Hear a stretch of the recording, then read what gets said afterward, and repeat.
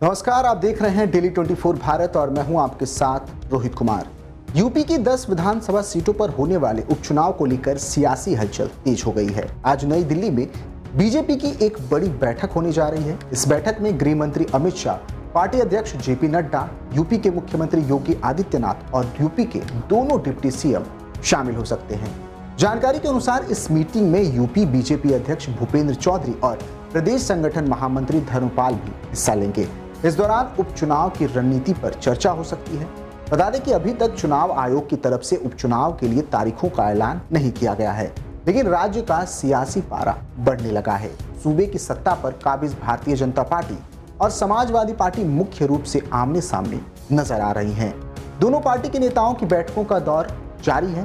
बता दें कि प्रदेश की करहल, मिल्कीपुर, कटेहरी, कुंदरकी, गाजियाबाद, खैर, मीरापुर, फूलपुर, मझवा और सीमा मऊ पर उपचुनाव होना है।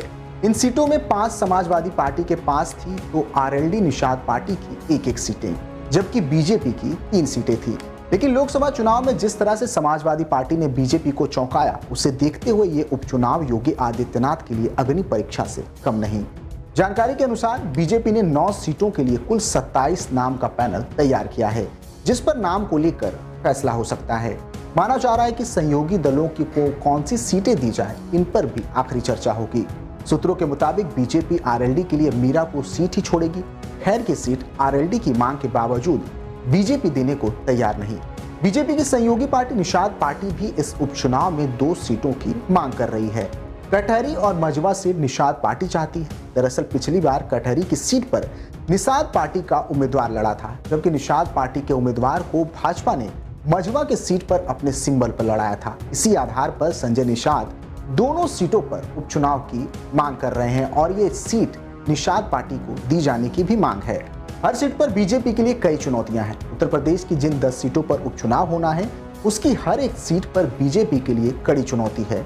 अखिलेश यादव की करहल के बाद दूसरे नंबर पर बीजेपी के लिए सबसे मुश्किल सीट है मुरादाबाद की कुंदरकी में 2022 के विधानसभा चुनाव में समाजवादी पार्टी के जियाउर रहमान विधायक बने थे। लोकसभा चुनाव में वे संभल सीट से सांसद चुने गए। कुंदरकी विधानसभा पर बीजेपी को केवल एक बार 1993 में सफलता मिली थी। इस विधानसभा में मुस्लिम वोट करीब 65% और हिंदू वोट 35% है। इसके अलावा कानपुर की सीमा मऊ सीट समाजवादी पार्टी के विधायक इरफान सोलंकी के सजा होने से खाली हुई है।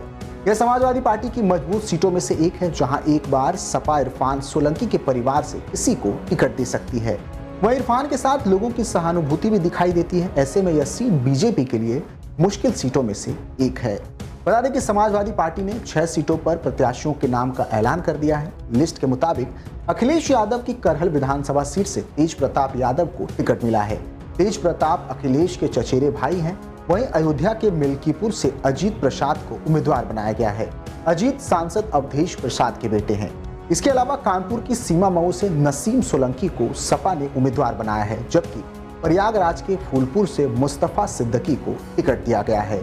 मिर्जापुर के मझवा से डॉक्टर ज्योति बिंद को और अंबेडकर नगर की कटहरी से शोभावती वर्मा को टिकट मिला है।